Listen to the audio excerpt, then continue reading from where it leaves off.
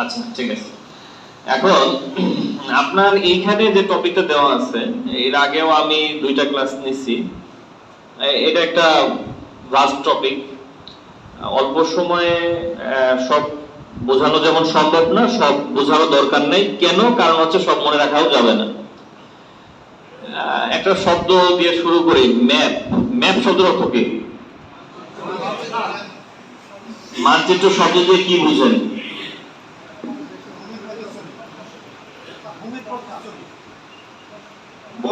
ছবি না? যাই হোক, এখন দেখবেন যে আমরা যখন কথা বলি, যে শব্দগুলো ব্যবহার করি, শব্দের একটা রুট ওয়ার্ড থাকে। এটাকে বলা হয় এটিমোলজি, অর্থাৎ শব্দটা কিভাবে উৎপত্তি হয়েছে। মানচিত্র বোঝায় চিত্র, চিত্র শব্দটা আমরা পরিচিত। আসলে যদি সহজ ভাষায় বলি, ম্যাপ শব্দের অর্থ হচ্ছে সীমানা, সিম্পল। অথবা সীমানা কোনো বইয়ে লেখা নাই, কিন্তু আমি এইভাবে বুঝি, সীমানা। সীমানা বোঝাটা খুব জরুরি। দেখেন, আপনি কিন্তু বর্ডার গার্ড বাংলাদেশ, বিজিবি কাজও করে কিন্তু সীমানা নিয়ে। এরকম আপনি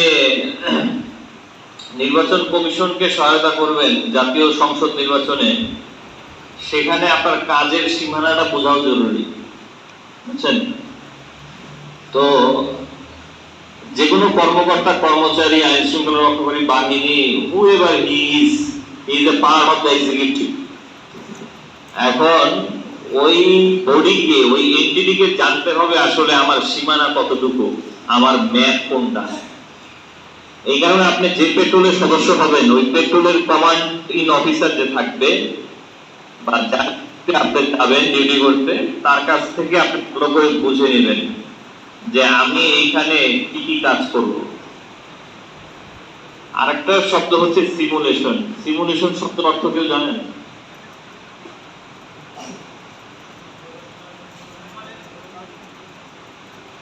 আচ্ছা, যাই হোক, জানতে হবে এমন না। সিমুলেশন শব্দের অর্থ হইল যে জিনিসটা ঘটতে পারে সেইটা ঘটাইয়া দেখানো।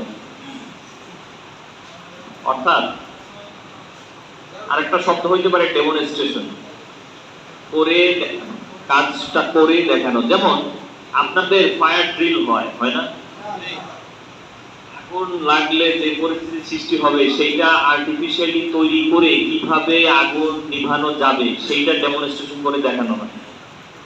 এটা অনেকটা সিমুলেশন করা। অর্থাৎ ওই পরিস্থিতির উদ্ভব হইলে তুমি কিভাবে আগুন নিভাবা। ক্লিয়ার? তো দুনিয়ায় এই দুটো জিনিস আমি ব্যক্তিগতভাবে মনে করি। দেখবেন যে একজন লেকচারার যখন আসে, ট্রেনার যখন আসবে, সে তখন নিজের যে ফিলোসফি, নিজের যে আইডিওলজি, ওইটা অ্যাডভোকেসি করে। অর্থাৎ আমি যেটাতে বিশ্বাস করি সেটাই আমি ঘুরে ফিরে ওই আলোচনা করব। এটা স্বাভাবিক। এটা আপনি যদি ট্রেনার হন, আপনিও তাই করবেন। এখন কোনটা অ্যাকসেপ্ট করবেন, কোনটা রিজেক্ট করবেন, কি করবেন, সেটা আপনার ব্যাপার। কথা বুঝতে পারছেন? হ্যাঁ, আলোচনা সারা জীবন শুনবেন, মোটা দাগে কটা কথা বলবো। আমি যেটা বলি বুঝি আর কি, কারণ আপনার you have a long career ahead. আল্লাহ যদি হায়াতে দেয়, ইনশাআল্লাহ, যদি আল্লাহ কবুল করে, অনেক বছর অনেকের চাকরি আছে, অনেক কিছু দেখবেন ইনশাআল্লাহ যদি আল্লাহ দেখেন। তাহলে প্রত্যেকটা কাজের জন্য যখন আদিষ্ট হবেন, একটা অর্ডার থাকে, নির্বাচন কমিশন থেকে একটা অর্ডার দেওয়া হবে যে বিজিবি তুমি আমাকে এই জায়গায় হচ্ছে নির্বাচন কাজে সহায়তা করবা। তখন আপনাদের অফিস থেকে বিভিন্ন আপনাদের ক্যাম্প থেকে যে অর্ডারগুলো হবে, তখন আপনাদের প্রত্যেকের টিমের একটা অর্ডার থাকবে। আপনি ওই কাগজটা দেখবেন চোখে। ব্লাইন্ডলি কাজ করার কোনো মানে হয় না। প্রত্যেকটা কাজের একটা মিনিং আছে। আমি একজন ঝাড়ুদার হইতে পারি, কিন্তু আমি ঝাড়ুটা কেন দিচ্ছি, কার আদেশে দিচ্ছি, এর দেওয়া ঝাড়ুটা কি হবে, এই জিনিসগুলো মাথায় ফেলতে হবে। তাহলে ওই ঝাড়ু দেওয়ার সার্থকতা আছে। কথা কি বুঝা যাচ্ছে? তো যেটা বলতেছিলাম, এই ম্যাপিং আর সিমুলেশন, এই দুইটা শব্দ আপনি মনে করতে পারেন আজকে ট্রেনিং এর একটা টেক ওয়ে। ট্রেনিং এ 1 ঘন্টা 40 মিনিট 2 ঘন্টা অনেক করা যাবে, অনেক জ্ঞান, অনেক থিওরি, অনেক কিছু বলা যাবে। সবকিছু মাথায় থাকবে না 100%। কিন্তু আপনি টার্গেট রাখবেন যতটুকু মনোযোগ ধরে রাখা যায় এর মধ্যে 4 থেকে 5টা শব্দ আমি লিখে নিয়ে যাব, মাথায় রেখে যাব, এটা আপনার জীবনে কাজে লাগে। তো ম্যাপিং এর মাধ্যমে আপনি আপনার কাজের ডেফিনিশনটা জেনে রাখবেন, আমি কতটুকু কাজ করতে পারবো, আমার সীমানা কতটুকু, এর বেশিতে আমি যাব না। আর সিমুলেশনের মাধ্যমে আপনি বুঝতে পারবেন যে আসলে what we are expecting from that event। আমি নির্বাচনের ডিউটিতে যাব, কিন্তু সেখানে কি কি হইতে পারে, আমি কি কি আশা করতে পারি, সেইটার একটা সিমুলেশন, মনে মনে একটা চিন্তা আপনার কল্পনায় থাকতে হবে। কথা বুঝতে পারছেন? এটার নাম হচ্ছে সিমুলেশন। এই শব্দ দুটো লেখেন, মাথা যা ভাববেন, লেখেন ম্যাপিং আর সিমুলেশন।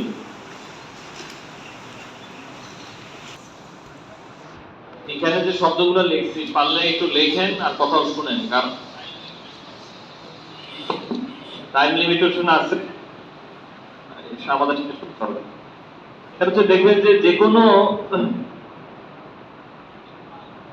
কাজের জন্য একটা মাদার ল থাকে। আপনাদের যে বিজেপি প্রতিষ্ঠাটা হয়েছে তারও একটা মাদার ল আছে। কেন বিজেপি প্রতিষ্ঠা, কেন পুলিশ, কেন আনসার, বিভিন্ন যে বাহিনী আমাদের আছে, আইন শৃঙ্খলা বাহিনী, প্রতিরক্ষা বাহিনী, হ্যাঁ, তো সব আইনের মাদার ল হচ্ছে কোনটা বলতে পারবেন? জানা আছে কারো? কেউ বলতে পারবেন আইনের ভিত্তিটা কি? যে কোনো বাংলাদেশে যত আইন আছে, কত আইন আছে বাংলাদেশে জানেন? 10,000-এর উপরে আইন আছে। কেউ বলতে পারবে না সংখ্যাটা কত এক্সাক্ট। অনেক আইন আছে। এতগুলো আইনের ভিত্তি কি? গণপ্রজাতন্ত্রী বাংলাদেশের সংবিধান, constitution of the people's republic of Bangladesh, গণপ্রজাতন্ত্রী বাংলাদেশের সংবিধান।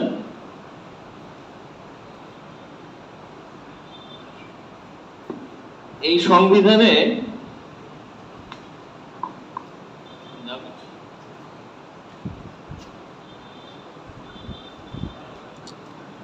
11টা ভাগ রয়েছে, বুঝছেন? এখন সংবিধান পড়ানো তো আজকে সিলেবাস না। এখন এটা প্লে করেন, প্লে মোডে যান, ঠিক আছে?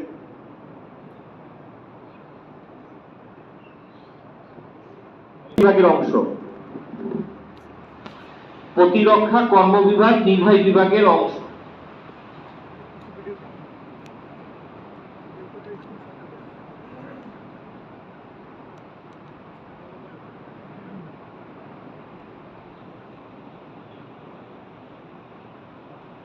সিম্পলি বুঝেন। এখন বাংলাদেশের যদি স্ট্রাকচারটা চিন্তা করি তাহলে 3টা পার্ট আছে, 3টা অর্গান আছে বলে দেবে। এই শব্দটা শুনবেন আপনারা, যে একটা স্টেটের, গণতান্ত্রিক ডেমোক্রেটিক একটা কান্ট্রি বা স্টেটের 3টা অর্গান আছে। একটা হচ্ছে এক্সিকিউটিভ, একটা হচ্ছে লেজিসলেটিভ, আর একটা জুডিশিয়ারি। এটা শুনছেন না সবাই? কিছু বেসিক জ্ঞান আপনার থাকতে হবে। আপনি যে পদে চাকরি করেন না কেন, বাংলাদেশের সিটিজেন হইলে কিছু জানতে হয়। আর বিশেষ করে আপনি একজন যেহেতু বিজেপির একজন গর্বিত সদস্য, বিজেপির গর্বিত সদস্য হওয়ায় আপনি নির্বাহী বিভাগের অংশ হয়ে গেছেন, বুঝছেন? নির্বাহী বিভাগের সংখ্যাটা অনেক বড়। রাস্তায় তো বেতন নিলেই সেই এক্সিকিউটিভ বোর্ডের সদস্য হয়ে যায়। সরকারি কোষাগার থেকে বেতন নিচ্ছি না, আপনি আমি সবাই আমরা এক্সিকিউটিভের অংশ, বুঝছেন? তো এই কারণে একটা স্টেটের যে ডেফিনিশন গুলো, এগুলো জানাটাও জরুরি। তো এক্সিকিউটিভ, লেজিসলেটিভ আর হচ্ছে জুডিশিয়ারি, 3টা পার্ট আছে। তো সংবিধানে স্পষ্ট বলা আছে প্রতিরক্ষা কর্মবিভাগ হবে কি নির্বাহী বিভাগের অংশ। আচ্ছা, আমার কথা কি কঠিন লাগতেছে? যদি একটু মনোযোগ দেন, গল্পের আকারে সিকোয়েন্সটা মিলবে। একটা লেকচার মিলাইতে হয়। একটা মানুষ যখন কথা বলে তার কথা শুরু করে শেষটা টানতে হবে। এরপরে আপনি দেখেন সংবিধানে 126 নম্বর অনুচ্ছেদে বলা আছে যে নির্বাচন কমিশনকে সহায়তা করা সকল নির্বাহী কর্তৃপক্ষের কর্তব্য হইবে। কি বলছে? নির্বাচন কমিশনকে সহায়তা করা কার কর্তব্য হবে? নির্বাহী বিভাগের কর্তব্য হবে। তাহলে এখন জানতে হবে নির্বাহী বিভাগকে। শুরুতে কি বলছি? ম্যাপিং, মানে আপনি জানতে হবে সীমানা কে কোথায় আছে। আর নির্বাহী বিভাগ, প্রতিরক্ষা কর্ম বিভাগ নির্বাহী বিভাগের অংশ, সেটা কোথায় বলা আছে? 61 থেকে 63 অনুচ্ছেদে। তাহলে মিল হইল? তাহলে প্রতিরক্ষা কর্ম বিভাগ কি করবে? নির্বাচনে সহায়তা করবে। এই বিষয় ক্লিয়ার? এটার জন্য বেশি ব্যাখ্যা কিন্তু নাই, আমি সংবিধানে যা বলা আছে তাই বলতেছি, বুঝছেন? মানে আমার নিজের কোনো কথা না, যা আছে সেটা খালি দেখায় দিচ্ছি যে এইখানে এটা বলা আছে, লেকচারে এটাই হবে। এখন প্রশ্ন হচ্ছে বিজিবি কি প্রতিরক্ষা কর্ম বিভাগের অংশ কিনা? তারপরে প্রশ্ন আসবে প্রতিরক্ষা মানে আমার বিজিবি কেন নির্বাচন কমিশনকে সহায়তা করবে? তাহলে এই প্রশ্নটা মনের মধ্যে আসবে। লেখা তো আছে প্রতিরক্ষা কর্ম বিভাগ নির্বাহী বিভাগের অংশ, আর নির্বাহী বিভাগ নির্বাচন কমিশনকে সহায়তা করবে। তাহলে বিজিবি কি প্রতিরক্ষা কর্ম বিভাগের অংশ হয়ে বিজিবি নির্বাচন কমিশনকে সহায়তা করতে পারবে কিনা সেটা জানতে হবে। কি বুঝতে পারছেন কথা? আমি আছে গতানুগতিক ওই কোথায় কি করবেন এগুলো না বলে, মানে ব্যাকগ্রাউন্ডটা বললে হবে কি আপনার মনের মধ্যে গেঁথে যাবে যে আসলে who you are and what you are doing, whether it is defined in the text or not. আপনি যেটা করছেন সেটা কি ডিফাইন করা আছে কিনা টেক্সটে? That's my objective for today. বুঝতে পারছি ভাই?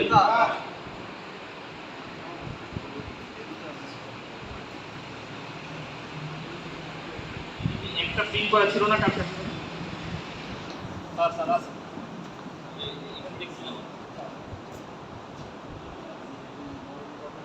একটা কপি কিন্তু সবাই রাখবেন, বুঝছেন ভাই? চাকরি করতেছেন, কিছু জিনিস সংরক্ষণ থাকার দরকার। আচ্ছা, এইখানের এই আইনের কত নম্বর ধারা? 10 না 11 নম্বর ধারা পড়াই যেটা? ধারা 11। চলে যান 11 ধারায় চলে যান।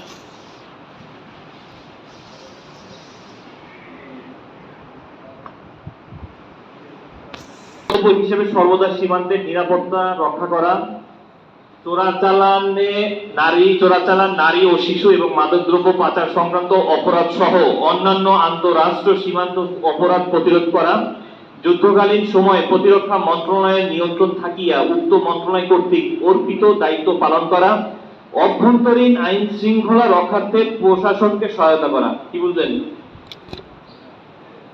অভ্যন্তরীণ আইন শৃঙ্খলা রক্ষার্থে প্রশাসনকে সহায়তা করা, এটা কিন্তু বিজিবি অ্যাক্টে বলা আছে। আচ্ছা, হ্যাঁ, তাহলে আপনি প্রতিরক্ষা কর্মবাহিনীর অংশ কিনা সেটা আমরা পরে ডিসকভার করছি, কিন্তু আপনার আইনে স্পষ্ট বলা আছে আপনি প্রশাসনকে সহায়তা করবেন এবং সরকার কর্তৃক অর্পিত যে কোনো দায়িত্ব সম্পাদন করা, অর্থাৎ সরকার আপনাকে সময় সময় যে দায়িত্ব দেবে সেটা করতে পারবে। তাহলে আপনার মোদ্দা কথা বিজিবির নির্বাচনের দায়িত্ব পালন করতে কোনো আর অসুবিধা নেই। এরপরে জানার জন্য আরেকটা কথা বলে দিব, সেটা হইল অনেক কিছু আছে যেটা টেক্সটে ক্লিয়ারলি ডিফাইন করা থাকে না। দেখবেন যে আপনার কোরআন হাদিসের অনেক তাফসীর, হাদিস অনেক বিশেষজ্ঞদের মতভেদ থাকে না? থাকে। তো অনেক কিছু হচ্ছে যে প্রচলিত ইন প্র্যাকটিসে যেটা থাকে সেটা দিয়ে ডেফিনেশনটা নিয়ে আসা হয়। যেমন আপনার এই বিচারপতি ও আইনজ্ঞ যারা আইন বিশেষজ্ঞ তাদের একটা পারসেপশন আছে, সেই পারসেপশনে army, navy, air force, BGB, coast guard, army, navy, air force, BGB, coast guard যতগুলো বাহিনী আছে সবাই হচ্ছে নির্বাহী বিভাগের, নির্বাহী কর্তৃপক্ষের অংশ।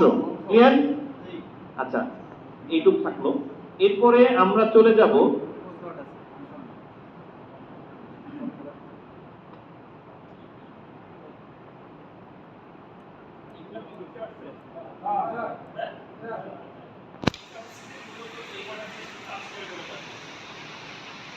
RPO 1972, representative of people's order, গণপ্রতিনিধিত্ব আদেশ 1972। এখানে 1972 সালের এই আদেশ, তার মানে বোঝা গেল যে স্বাধীনতার পর করি নাকি? এইখানে আসলে নির্বাচনের রূপরেখা সব বলা হয়েছে। আমাদের এই যে কনস্টিটিউশন, গণপ্রজাতন্ত্রী বাংলাদেশ সংবিধান, সেটা 1972 সালের 16 ডিসেম্বর কার্যকরী হয় নাকি? কিছু ডেট আসলে মনে রাখার দরকার, মানে বাংলাদেশের যেগুলো একদম অঙ্গ প্রত্যঙ্গ ভাবে জড়িত যে শব্দগুলো, যে তারিখগুলো, সেগুলো আসলে একটু মেমোরি থাকা ভালো। তো এই আরপিও 1972 তে খুব কম্প্রিহেন্সিভলি নির্বাচনের যতগুলো টার্মস, টার্মিনোলজি, প্রসিডিওর সব লেখা আছে। নির্বাচনের দায়িত্ব কে পালন করবে, কিভাবে করবে, কোন অপরাধ, অপরাধের সংজ্ঞা বলা আছে, অপরাধের শাস্তি বলা আছে, অপরাধ দমনের প্রক্রিয়া বলা আছে। আপনার ওই যে পেনাল কোড 1860 আর হলো সিআরপিসি 1898, এই দুটা বই নিয়ে আসছি। পেনাল কোড 1860, আর একটা বই আছে হলো সিআরপিসি 1898, 1898 সাল। এই দুইটাই আইনের বই, কিন্তু দুইটা আইনের বইয়ের মধ্যে পার্থক্য হইল পেনাল কোডে অপরাধের সংজ্ঞা বলা আছে, যেমন চুরি কাকে বলে, ডাকাতি কাকে বলে, আনলফুল অ্যাসেম্বলি, বেআইনি সমাবেশ কাকে বলে, এই সময়গুলো বলা আছে পেনাল কোড 1860। আর এই অপরাধ সংগঠিত হইলে সেটা কিভাবে তার বিচার প্রক্রিয়া অনুষ্ঠিত হবে সেটা বলা আছে সিআরপিসি 1898। বুঝতেছেন কথা? কিন্তু আরপিও 1972 সেখানে কিন্তু নির্বাচন সংক্রান্ত যত অপরাধ আছে সেই অপরাধের সংজ্ঞা আর অপরাধের যে বিচার কতটুকু হবে সেটা বলা আছে। বুঝতেছেন? সেটা খুব স্বাভাবিক, কারণ হইলো এই দুটা বই তো হলো একটা মেজর আসপেক্টে করেছে। পুরা তৎকালীন সময় ভারত উপমহাদেশের পুরা জোনকে আপনার স্টাডি করে এই আইনগুলো প্রণয়ন করা হয়েছে। সেটা সমগ্র ক্ষেত্র, অধিক্ষেত্রটা কি, জুরিসডিকশনটা হচ্ছে ফুল এরিয়া। আর আরপিও 1972 শুধুমাত্র কিসের জন্য? নির্বাচনের জন্য। এখন দেখেন, আমরা এই নির্বাচনের আলোচনা আসলে আমরা এটা শুনি যে কি বলে, presiding officer, returning officer, polling officer. কেউ বলতে পারবেন পোলিং অফিসার কে বা উনি কি দায়িত্ব পালন করেন? রিটার্নিং অফিসার বা প্রিজাইডিং অফিসার?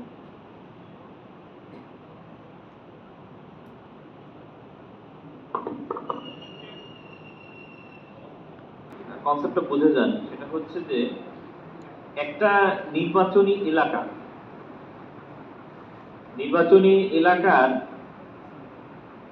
এলাকা ঠিক না, এটাকে আমি বলতে পারি যে একটা কনস্টিটিউয়েন্সি, টোটাল একটা এরিয়া। গভর্নমেন্ট মানে নির্বাচন কমিশন এটাকে ডিক্লেয়ার করবে। সে একটা কনস্টিটিউয়েন্সি বা একটা এরিয়া নির্ধারণ করে দিবে, যার প্রধান থাকবে একজন রিটার্নিং অফিসার। এই রিটার্নিং অফিসারের আন্ডারে থাকে অনেকগুলো ভোট কেন্দ্র বা পোলিং স্টেশন। সেই ভোট কেন্দ্রের দায়িত্ব থাকবে একজন প্রিজাইডিং অফিসার। আর প্রিজাইডিং অফিসার ওই ভোট কেন্দ্রে যতগুলো পোলিং স্টেশন বুথ থাকবে সেই বুথের দায়িত্ব থাকবে হচ্ছে একজন অ্যাসিস্ট্যান্ট প্রিজাইডিং অফিসার বা পোলিং অফিসার বলে অনেক। বোঝা যাচ্ছে কথা? এইটা আরেকটু বলি, আপনাদের লেকচার বোঝা যাচ্ছে না? সেটা হলো এই শব্দগুলা আমি আপনাদের পড়ানোর জন্য আমি নিজেও একটু ঘাটাঘাটি করছি যে শব্দগুলো প্রত্যেক আসতো। প্রিজাইডিং অফিসার না, প্রিজাইড একটা শব্দ আছে ইংলিশে।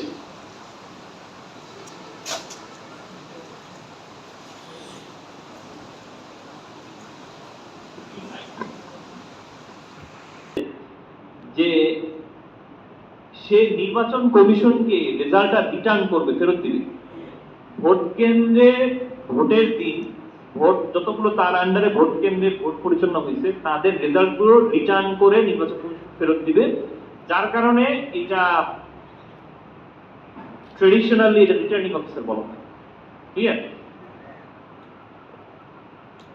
আচ্ছা, এখন আমরা আরপিওতে, এগুলো আরপিওতে লেখা আছে। যে কোনো আইনে দেখবেন যে শুরুতে প্রারম্ভিকা থাকে, ডেফিনিশন থাকে যে পোলিং অফিসার কি, প্রিজাইডিং অফিসার কি, নির্বাচনের যে অপরাধগুলো সেগুলো সবগুলো বলা আছে। আমরা একটু আস্তে আস্তে যাচ্ছি, ঠিক আছে? হ্যাঁ, ওকে। ব্যালট পেপার কি, তারপরে ভোট বলতে কি বোঝায়, এই ধরনের সংজ্ঞাগুলো এত কিছু বলতে পারেন যে স্যার আমাকে এত কিছু পড়াচ্ছেন কেন? ভাই ট্রেনিংটা দেওয়াই হয়েছে আপনাকে ইন্ট্রোডিউস করার জন্য, ঠিক আছে? আমি যেটা বুঝতে পারতেছি হ্যাঁ, আইন প্রয়োগকারী সংস্থার কি সংজ্ঞা, ইলেকট্রিক ভোটিং মেশিন, ইভিএম, মানে এখানে যতগুলো ডেফিনিশন আছে সবগুলো দেওয়া আছে। আচ্ছা, আমি কিছু কিছু জিনিস নোট রাখছি, যেমন অধ্যায় 2 এ আরপিও 1972 এর অধ্যায় 2 এ আপনি দেখেন